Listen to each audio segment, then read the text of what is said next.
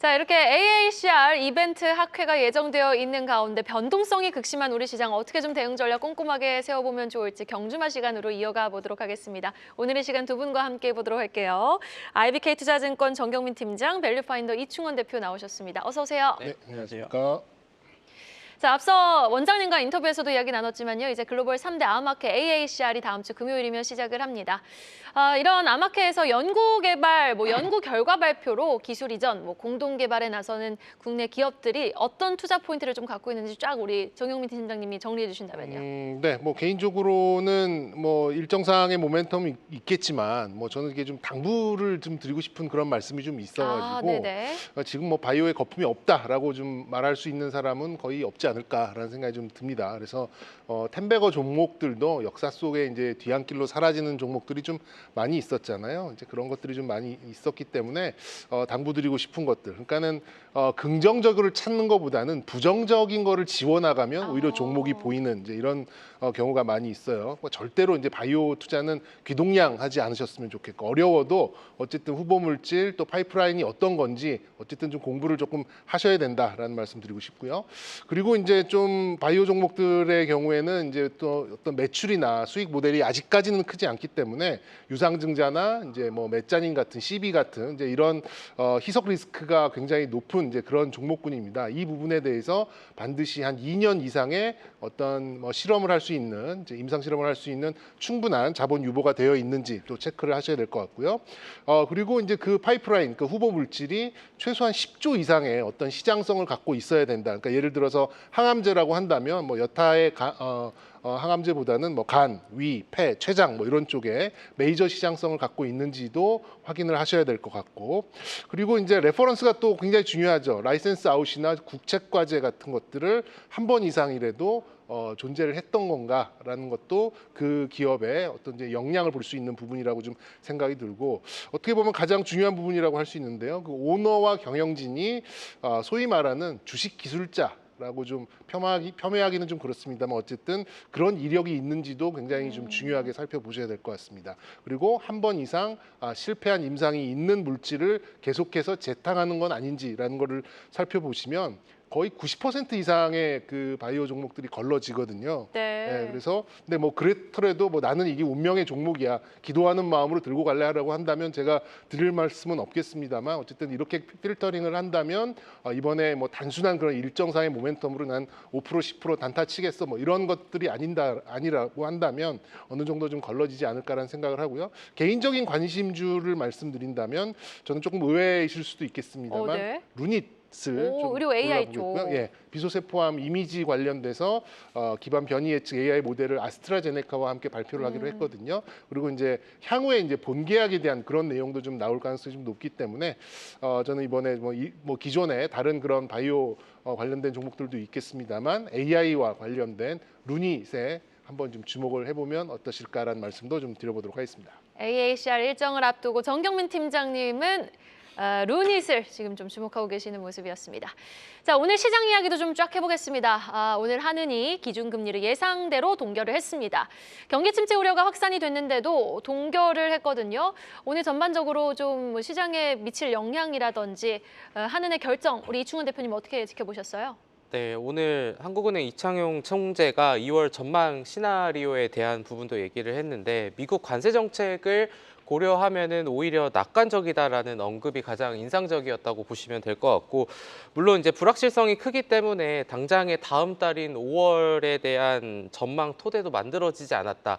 그러니까 우리나라의 중앙은행인 한국은행조차도 한 달 뒤를 내다볼 수 없을 정도로 그만큼 지금 시장의 변동성이 크다라는 거를 좀 뜻하지 않나라고 좀 보였고, 그리고 금년 성장률이 대폭 하향 조정될 예정이라는 얘기도 했습니다. 근데 이제 오늘 이제 동결을 한 이유나 이런 부분들을 비추어 봤을 때 경제 성장률이 낮아진다고 무조건 경기 부양 정책을 기대하지 말라라는 언급도 있었고, 그리고 환율 수준은 펀더멘털 대비 절하되어 있다는 게 그래도 오늘 좀 긍정적인 얘기 중에 하나가 아니었을까라는 생각이 들고요. 그리고 오늘 통화정책위원회에는 한 명의 소수 의견이 있었다고 합니다. 근데 이제 그 다음에 향후 가이던스에 대한 부분은 금리가 이제 인하될 것이다라는 얘기가 좀 나오고 있고, 그래서 오늘 금리 인하가 되지 않았다고 해서 크게 우려할 만한 사안은 아니고 오히려 보수적으로 접근을 하는 게 더 시장에 충격을 주지 않는 그런 부분이라는 생각을 했고, 오히려 향후 미국 관세 정책과 한 달 반 앞으로 다가온 우리나라의 이런 대선과 관련된 내용들이 지금 금리 인하로 인한 뭔가 시장에 전달되는 메시지보다는 오히려 앞서 말씀한 이런 국내외 이런 모멘텀이 큰 게 오히려 우리나라의 투자 환경의 심리를 자극하지 않을까 이렇게 보시면 될 것 같습니다. 네, 알겠습니다. 오늘 한은의 금통위 결정 어떻게 좀 관전 포인트를 짚어보셨는지 이충원 대표님의 의견 들어봤고요. 자, 반도체주도 한번 이야기를 해보도록 하겠습니다. 오후 들어서 이제 마감 전에 TSMC가 1분기 호실적을 발표를 했어요. 사실 전날 반도체 관련주들 급락을 했기 때문에 급락 폭이 컸던 순으로 오늘 뭐 장비 쪽, TC본더 쪽, HBM 쪽 일제히 좀 반등했는데 SK하이닉스는 또 이 상승에서 소외되는 모습을 보였거든요. 반도체 투자 전략 어떻게 가져가야 되나요? 하이닉스 막판에 좀 올라와서 그래도 강보합이 뭐 올라왔는데요. 네, 네. 어쨌든 뭐 엔비디아 때문에 좀 걱정을 오늘 아침에 좀 하긴 했습니다만 실질적인 그런 데미지는 크지 않았어요. 외국인들도 프로그램 매매에 의한 종목의 매도는 좀 있었습니다만 이렇게 본격적인 매도는 아니었고 기관들은 오히려 사들이는 모습을 좀 보였습니다. 그러니까 최소한 저는 이렇게 이런 좀 악재에 조금 이제 둔감해져가는 그런 모습을 보이고 있다라는 점은 굉장히 좀 긍정적인 부분이 아닌가 생각을 하고요. HBM에 이제 매몰된 시각이 다소 이제 완화된 투자 심리로 나타나는 게 아닌가 이렇게 좀 파악하고 있습니다. 향후에는 이런 호재의 좀 민감도를 키울 가능성을 좀 높였다라는 점에서 오늘 어느 정도 좀 의미를 뭐 좀 두고 싶다라는 말씀 좀 드리고 싶고요. 네. 근데 이제 뭐 이게 뭐 본질적으로 이제 관세 문제가 이제 해결된 건 아니기 때문에 제가 볼 때는 상방과 하방이 굉장히 얕게 좀 닫혀 있는 이제 그런 흐름이 당분간 좀 이어지지 않을까라는 좀 뭐 이렇게 파악을 하고 있습니다. 그 안에서 이제 뉴스에 따른 그런 변동성을 보일 가능성이 좀 높기 때문에 뭐 장기 투자하시는 분들 같은 경우에는 이제 뭐 대표 종목들 뭐 이렇게 좀 비중 계속해서 유지해 나가시는 그런 시각 계속해서 좀 필요하지 않을까라는 생각이 들고요. 단기 투자를 하시는 분들이라면 저는 그래도 시가총액 한 1조 이상 정도 되는 이제 그런 반도체의 대표 종목을 뭐 한 5% 정도 이런 목표 수익률로 관세 이슈에 따라서 불확실성이 나와서 하방으로 내려간다면 좀 매수를 하고 그게 좀 완화돼서 반등을 하면 매도를 하는 이제 그런 좀 짧은 그런 전략으로 좀 이분화해서 가져가신다면 그래도 어느 정도 좀 대응은 되지 않을까라는 말씀 드려보도록 하겠습니다. 네, 하이닉스까지 막판 들어서 이제 0.5% 넘게 상승 마감했으니 분명 오늘 반도체주 상승은 의미가 있었다라고 정리해 주셨고요. 자, 반면 또 태양광 에너지 관련 종목들의 상승도 오늘 굉장히 눈에 띄었습니다. 미국이 태양광 소재를 관세 면제 품목에 포함을 해서인데 사실 소재 셀 그래서 좀 달리 움직일 줄 알았는데 함께 동반해서 움직였거든요. 상승의 연속성까지 우리 좀 생각해 볼 수 있을까요? 지금 제가 생각했을 때 신규 관점에서는 단순한 모멘텀 중에 하나로 좀 일단은 종결되지 않을까라는 일시적인 개인적인 모멘텀.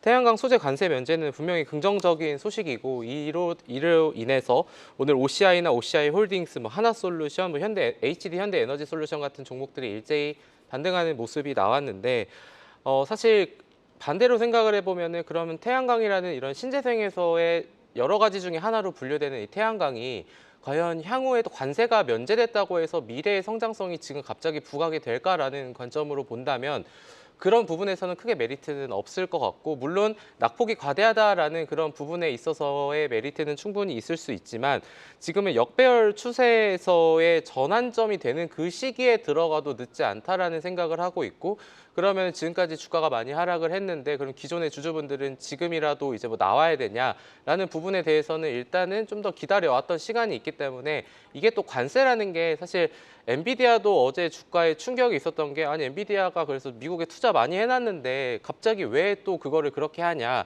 그러니까 미국이 하라는 대로 했는데도 그런 결과가 나오다 보니까 또 이런 부분들을 또 언제 뒤집힐지 우리가 알 수 그렇죠. 없다라는 관점의 측면에서는 신규의 입장에서는 조금 더 기다려보는 전략, 그리고 기존에 갖고 계셨던 분들은 또 이런 부분들이 근데 계속 기조가 유지돼서 긍정적으로 유지가 될 수 있으니 기존 보유자분들은 좀 이제 홀드의 전략으로 가면 좋지 않을까 좀 이렇게 보고 있습니다. 네, 알겠습니다. 자, 그리고 또 방산 쪽도 한번 집중해 보겠습니다. 트럼프 대통령 일본과의 관세 협상에서 주일 미군 방위비도 관세 의제로 삼겠다라고 밝혔는데 다음 주면 우리 협상 테이블 우리나라가 앉거든요. 자, 압박이 더 강해질 것 같은데 방산주 어떤 전략이 좀 필요할까요? 네, 뭐 방산주는 다시금 이제 주도주의 위치에 다시 뭐 이렇게 가뿐히 이제 올라오는 이제 그런 모습을 좀 보였죠. 근데 이제 방산주를 좀 최대한 단순화시키면은 이제 두 가지의 함수입니다. 수주량과 단가의 이제 함수로 볼 수 있는데 현 상황은 지금 수주에 좀 공백기이다 보니까 뭐 이렇게 딱 치고 나가는 종목이 오늘 이제 현대 로템 정도밖에는 없었어요. 현대 로템은 이제 또 폴란드와 슬로바키아 얘기가 좀 돌면서 이제 관련돼서 그러면서 더 네. 시세가 나왔군요. 뭐 우리가 아직 100% 결정은 안 했는데 폴란드에서 생산하는 K2 전차를 슬로바키아가 이제 수입을 하겠다면 이제 이런 얘기가 나오면서 그러면 이제 거의 확정된 게 아니냐 이제 시장은 이렇게 좀 추측을 한 거라고 좀 볼 수가 있겠습니다. 네. 근데 이제 빅4의 그런 그 방산주들은 이제 분명한 어쨌든 재료들이 좀 기다리고 있고요. 여기에 이제 KDDX 사업, 그러니까 한국형 구축함 그 사업도 현대 HD 현대중공업과 하나오션 사이에서 조금 이제 정리가 어느 정도 좀 되어가는 그런 분위기가 좀 나오면서 조선 빅2 종목들도 전고점까지 올라가는 이제 그런 모습을 좀 보였기 때문에 뭐 저는 뭐 충분히 어떤 주도주의 그런 위상으로 다시금 좀 회복한 게 아닌가라는 봐지고요. 전략으로 본다면 지금 이렇게 올라와 있는 방산주를 그냥 곧바로 매수하기에는 좀 부담스러울 수밖에 없어요. 그렇기 때문에 저는 이제 ETF로 좀 우회를 해서 분할 매수하는 이제 그런 전략이 지금으로서는 가장 무난하지 않을까라는 생각이 좀 들고 이게 종목별로 이제 뭐 저야 이제 밀리터리에 좀 관심이 많은 사람이기 때문에 이제 그런 것들을 파악을 합니다만 이것들을 뭐 수주나 뭐 이벤트 향후에 뭐 전망 이런 것들을 다 파악하기는 좀 어렵기 때문에 네. 뭐 ETF로 좀 우회하시는 게 좀 어떨까라는 말씀 좀 드리고 싶고요. 개인적으로 탑픽을 좀 제시해 드린다면 그래도 임팩트 있는 수주가 기대되고 있고 그리고 이제 여러 가지 이벤트를 앞두고 있는 이제 한국항공우주 카이에 대해서는 조금 개인적인 이제 그런 관심을 좀 더 말씀드려보고 싶습니다. 네, 요즘 연일 좀 올라오면서 에너지를 네. 응축하고 있는 한국항공우주 탑픽 종목으로 제시해 주셨습니다. 자, 이렇게 트럼프발 관세 불확실성이 연일 대두되는 가운데 우리가 정부 정책 테마를 또 이야기를 안 해볼 수가 없겠습니다. 6월 3일 조기 대선을 앞두고 지금 관련 종목들 변동성이 극심하거든요. AI, 오늘은 또 웹툰, 또 방산까지 투자 전략 좀 어떻게 가져가면 좋을지 또 특정적으로 어떤 섹터 집중하시는지 정경민 팀장님부터 한번 들어볼게요. 네, 뭐 우리 시장만의 이제 특별한 모멘텀을 갖는 이제 그럴 기대를 할 수 있는 부분은 사실 이제 이 부분밖에 없는 부분이죠. 역시 이제 대선의 정책주가 주도하는 단기 테마성 어쨌든 단기적인 그런 테마성을 띠는 랠리를 좀 기대할 수밖에 없는 상황인데 어쨌든 고용, 성장, 또 경기 부양 이런 것들을 위해서는 과거에는 이제 보통 삽질을 많이 해댔죠. 그러니까 이제 대규모의 이제 그런 토목공사 일변도에 좀 정책을 하는데 어쩔 수 없이 성장성을 보려면 첨단 산업인 뭐 AI와 로봇 중심으로 이제 공공성이 이제 거기에서 이제 플러스 공공성이 높은 쪽으로 좀 갈 수밖에 없다라는 생각을 하고 있습니다. 그렇기 때문에 이제 의료, 방산, 뭐 교육 이런 정도의 이제 확산을 좀 기대해 볼 수 있지 않을까라는 생각이 들고요.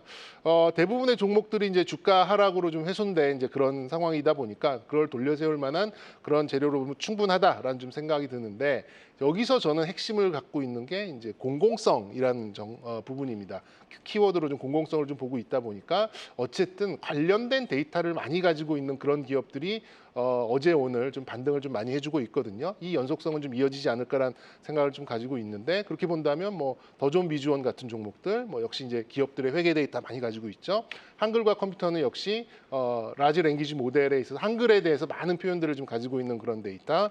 그리고 쿠콘 같은 경우에도 이제 금융 데이터를 많이 가지고 있는 그런 종목이고 이런 것들을 이제 운영을 하기 위한 데이터 센터는 뭐 KINX 같은 종목이 그래도 좀 탑픽으로 좀 볼 수 있는 이제 그런 종목이기 때문에 저는 뭐 이 정책에 대해서는 무조건 돈 되는 데이터를 많이 가지고 있는 기업들 위주로 접근을 하신다면 반등의 어떤 연속성을 조금 우리가 좀 낙관할 수 있지 않을까 이런 말씀 드려보도록 하겠습니다. 핵심 키워드는 돈 되는 데이터였습니다. 우리 이충원 대표님은요? 네, 지금 현재 상황에서 여러 후보자들의 출마 선언 여부와 그리고 그 후보자들의 뭐 과거에 대한 정책 그리고 현재 행보들에 대한 관련된 모습들로 섹터들이 움직임이 있는데 일단은 뭐 당연한 얘기지만 단기적으로 좀 볼 수밖에 없는 상황일 것 같고 과거의 사례를 보면 대선 시기가 다가오거나 지났을 때 과거의 주가를 회귀한 경우들이 많았는데 그러면 이거를 정치인 관련주로 붙어야 되는지 그 정치인의 정책 테마 관련으로 가야 되는지를 본다면은 상대적으로 연속성은 후자가 좀 더 많을 것 같고요. 그래서 이제 지속 가능성은 어느 정도 있을 수 있지는 모르겠으나 이제 이런 상황에서 그런 기업들은 어차피 밸류에이션 측정이 전혀 의미가 없는 그러한 상황들이기 때문에 트레이딩의 관점으로만 좀 접근을 하시면 될 것 같고 계속해서 볼 수 있는 환경이라면 좀 괜찮을 수 있을지 모르겠는데 그게 아니다라고 한다면은 차라리 앞서 말씀해주신 뭔가 실적에 대한 성장성, 방산이나 이런 쪽의 섹터를 차라리 보는 게 마음 편하지 않나라는 생각이 듭니다. 네, 알겠습니다. 방산도 또 오늘 다시 한번 정부 정책 모멘텀을 엮어가면서 또 추가적인 모멘텀을 더하고 있으니까요. 방산 쪽도 지켜보도록 하겠습니다. 자, 변동성이 극심한 시장 내일장 전략 들어보겠습니다. 이충원 대표님 전략부터 챙겨볼까요? 네, 여전히 뭐 미국 증시, 우리나라 증시 하루에 예전에는 보통 2%면은 좀 변동이 있다라고 했는데 요즘에는 뭐 2%, 3%, 5%까지도 되게 편하게 볼 수 있는 건 아니지만 어쨌든 많이 이렇게 등장을 하고 있는데 일일 변동폭이 이렇게 큰 상황에서 특정 모멘텀이 없는 특히 종목들은 더 거래량이 없어져서 이런 거래량 아니 관심도의 양극화가 좀 지속되고 있는 상황이지 않을까. 그래서 제가 생각했을 때에는 오히려 지금 시점에서는 한 종목에 단일 종목에 집중을 하는 것보다는 여러 종목을 분산시켜 놓고 올라오면 정리하고 빠지면은 매수하는 차라리 그런 전략이 뭔가 좀 더 편하게 매매할 수 있는 방법이지 않을까라고 생각을 하고 그 말인즉슨 결국은 리스크를 최대한 분산시키자라는 관점으로 봐주시면 될 것 같고 내일 어떤 관세에 대한 부분, 어떤 호재에 대한 부분, 악재에 대한 부분 이런 부분들이 나올지 알 수 없기 때문에 네. 결국은 이런 미국과 중국의 분쟁에 대한 첨예한 여부, 국내 증시의 외국인 매수 시기 등을 일단은 고려해보는 거를 기다리는 것도 하나의 방법이지 않을까 싶습니다. 네, 알겠습니다. 정경민 팀장님의 전략도 들어볼게요. 네, 뭐 저는 이제 자율반등 에너지는 거의 소멸됐다라고 보고 있어요. 너무 이제 관세에 좀 매몰되지 마시고 지난주에 이어서 새로운 모멘텀에 좀 시선을 돌려보자라는 이제 의견 계속해서 좀 유지하도록 하겠고요. 그러니까 일단 단계로 봤을 때는 이제 한 2,500선 부근까지 자율반등, 그리고 그게 끝나고 나면 기존 주도주들이 회복하는 그런 단계, 그리고 이제 세 번째 단계가 이제 새로운 모멘텀이 오는 단계 이렇게 좀 보고 있는데 제가 볼 때는 지금 2단계에서 3단계 넘어가는 이제 그런 상황이 아닌가라는 생각이 들어요. 그래서 이제 제가 지난주에도 좀 말씀을 드렸습니다만 역시 한한령 해제와 엔화 강세로 이제 인바운드 여행의 인바운드 수요가 좀 늘어나면서 뭐 의료기기, 필러, 보톡스 뭐 이런 쪽에 좀 부각될 가능성이 좀 높게 봤었는데 이쪽 계열의 가능성을 조금 더 지속되지 않을까라는 생각을 좀 말씀드리도록 하겠고 뭐 AI와 로봇 같이 아까 언급드렸던 정책적인 그런 부분에서도 부각될 수 있는 곳이 또 간헐적으로 올라올 수 있기 때문에 뭐 내 계좌가 깨지고 시장도 깨져 있기 때문에 뭐 이럴 때는 종목 교체 한번 과감하게 한번 시도해 볼 만하다라는 말씀 마지막으로 드리고 싶습니다. 네, 두 분의 투자 전략까지 들어봤습니다. 지금까지 IBK투자증권 정경민 팀장, 밸류파인더 이충원 대표였습니다. 두 분 말씀 고맙습니다. 계속해서 다양한 경제 이슈를 알고 싶다면 구독과 좋아요, 알림 설정 부탁드립니다. AI 캐스터 권미정이었습니다.